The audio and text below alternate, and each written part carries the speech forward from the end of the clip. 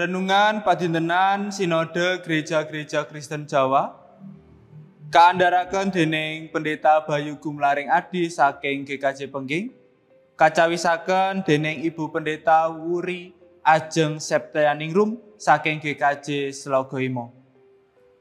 Samenika renungan padintenan Jemuah 13 Juni 2020 pinaringan jejer sabar. Kaserat wonten ing serat Efesus kawan ayatipun kalih ingkang mekaten. Ditansah andhap asor, sareh lan sabar. Padha lairno katresnanmu sarana tulung tinulung. Kawontenaning jaman menika sangsaya dangu sangsaya maju lan lampahing kemajengan menika rikat sanget. Mila lajeng wonten istilah ketinggalan jaman. Nalika satunggaling tiyang boten saged nututi menapa ingkang dados kemajenganing jaman. Jaman ingkang rikat, ingkang sarwa cepet, boten ngeman tiang-tiang ingkang lampahipun rindik. Manungsa modern kedah saged cekat-ceket saha kedah langkung efektif. Perangan menika ingkang dadosaken manungsa modern rumaos awrat menawi kedah sinau sabar, kedah ngadepi samudayanipun kanthi sareh lan andhap asor. Sabar menika sanes perangan ingkang gampil katindakaken. Langkung malih nalika kedah ngadepi kawontenaning jagat ingkang sarwa rikat lan sarwa kepengin praktis. Ibu bapak para sedherek ingkang kinasih, ananging kados pundi timbalan kita minangka para pandherekipun Gusti? Sabar menika tetep minangka timbalan tumrap gesang kita.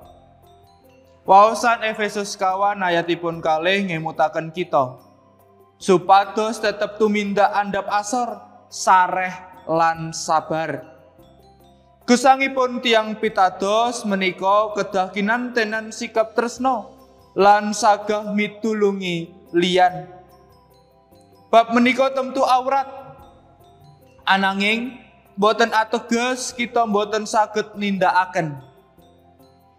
Rasul Paulus mucal dumateng kita bilih gesangipun tiyang pitados menika gesang ingkang salebeting patunggilan. Tunggal badan, tunggal roh, tunggal Gusti, tunggal kapitadosan lan tunggal baptisan. Patrap gesang ingkang sabar menika minangka wujuding pangrimat kita dhateng gesang pasamuan. Patrap gesang ingkang sareh, sabar, boten namung katandukaken wonten ing gesang pasamuan, ananging ugi ing gesang padintenan kita. Nalika kathah tiyang sami kerabyaan, kita tetep saged nindakaken patrap sabar sareh supados boten namung saderma rikat, ananging ugi menggalih kanthi lebet lan wening kawontenaning gesang. Sikap sabar sareh ugi saged dados pirantining gesang nalika kita nembe ngadepi sawernaning perkawis.